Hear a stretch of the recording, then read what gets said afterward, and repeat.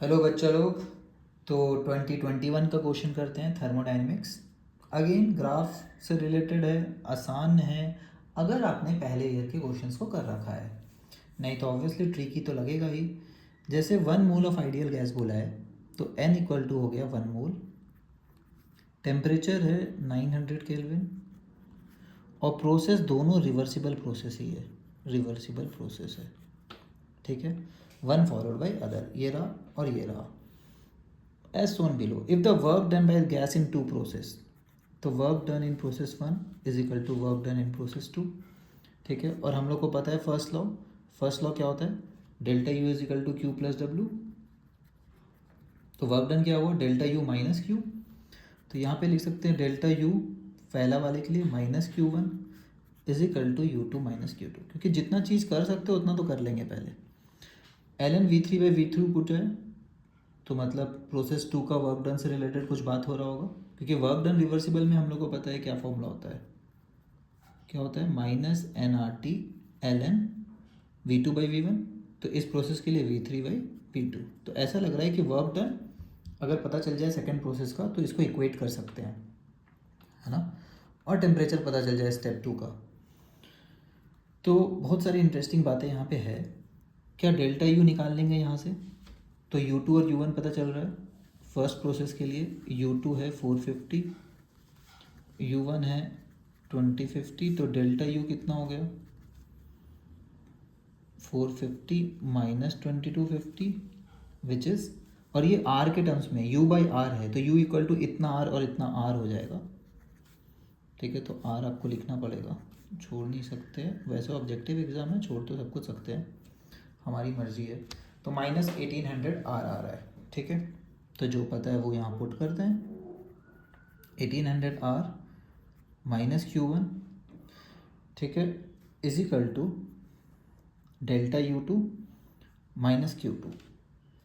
ठीक, अब बात ये उठता है कि टू रिवर्सिबल प्रोसेस है, delta U minus Q one है। क्यू वन के बारे में कुछ पता है क्या पहले वाले प्रोसेस का? ठीक है, देखिए इंटरेस्टिंग चीज़ है, पूरा सब कुछ दिया हुआ इस ग्राफ में। तो ग्राफ से क्या पता चल रहा है कि एस कांस्टेंट, अभी तक हम लोग वाई एक्सिस को यूज़ किए, एक्स एक्सिस से क्या पता चला है एस कांस्टेंट। तो डेल्टा एस कितना हुआ, है ना, एक्स कोऑर्डिनेट सेम है प्रोसेस 1 का। तो डेल्टा एस प्रोसेस 1 के लिए कितना हुआ, प्रोसेस 1 के लिए कर रहे हैं डेल्टा एस इक्वल टू 0। और डेल्टा एस क्या होता है, रिवर्सिबल प्रोसेस का Q reversible by T. Delta S 0 है मतलब क्या 0 रहा होगा, क्यू रिवर्सिबल 0 रहा होगा, दिस मस्ट बी 0। समझ आ गया, तो Q1 को बोल सकते हैं कि ये 0 है ये तो अब नया इक्वेशन ऐसा दिख रहा है। उसके बाद RHS में डेल्टा U2 है माइनस Q2 है। U2 के बारे में कुछ कमेंट्री कर सकते हैं, U2 के बारे में कुछ पता है? इंटरनल एनर्जी ऑफ सेकेंड, देखिए ग्राफ्स को देखिए, शायद कुछ समझ आ जाए अपने को। तो देखिए क्लियर कट दिख रहा है, सेकेंड वाले प्रोसेस के लिए U जो है कांस्टेंट है, दिख रहा है ना। U वाई कोऑर्डिनेट U देता है और ये फ्लैट लाइन है, मतलब वाई कोऑर्डिनेट इस पॉइंट पर इस पॉइंट पे सेम है।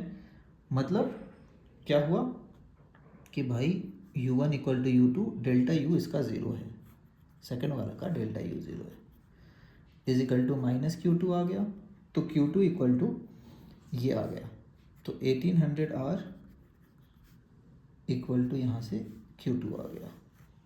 ठीक है, अब ये सब तो ठीक है। क्या फर्स्ट प्रोसेस के लिए ऐसा भी लिख सकते थे कि डेल्टा यू एक्चुअली में एक और फॉर्मूला होता है अपने पास, N C V delta T, और एन तो 1 था, सी वी भी दिया हुआ है, देखिए यहाँ पे सी वी 5/2 आ रहा है, 5/2 आर इंटू डेल्टा टी।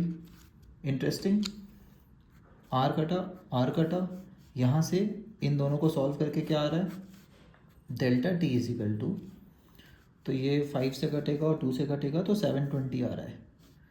तो माइनस 720, क्योंकि माइनस 1800 था, ठीक है, minus 720 is equal to delta T. ठीक है, पर डेल्टा टी होता क्या है, T2 माइनस T1। T1 कितना था 900, है ना, गिवन में हम लोग पहले ही लिखे थे, इज इक्वल टू कितना माइनस 720। तो T2 कितना आ रहा है इससे कैलकुलेट करने से, थोड़ा मेहनत करेंगे तो T2 यहाँ से आ रहा है अपना 720 + 9 है। देख रहे कितने सारे कॉन्सेप्ट लग रहे हैं, बट वही है जिसने, तो ये केल्विन में आ गया 180। तो अपने को T2 पता चल गया, मस्त, मज़ा आ गया। T2 पता चल गया, क्यों? क्योंकि अपने को वर्क डन पता चल गया है फर्स्ट प्रोसेस का, यही तो वर्क डन था पूरा इक्वेशन LHS, और LHS आ कितना रहा था डेल्टा U1 के बराबर, क्योंकि Q1 तो 0 था। तो 1800R अपना क्या था, अपना 1800R डेल्टा था, ठीक, कोई दिक्कत यहाँ पे, डेल्टा U + Q। तो वर्क डन क्या होता है सेकेंड प्रोसेस के लिए, वर्क डन क्या होगा, डेल्टा U2 - Q2, और U2 तो अपना 0 आया था, देख लीजिए RHS, और -Q2 का वैल्यू -1800R आ रहा था,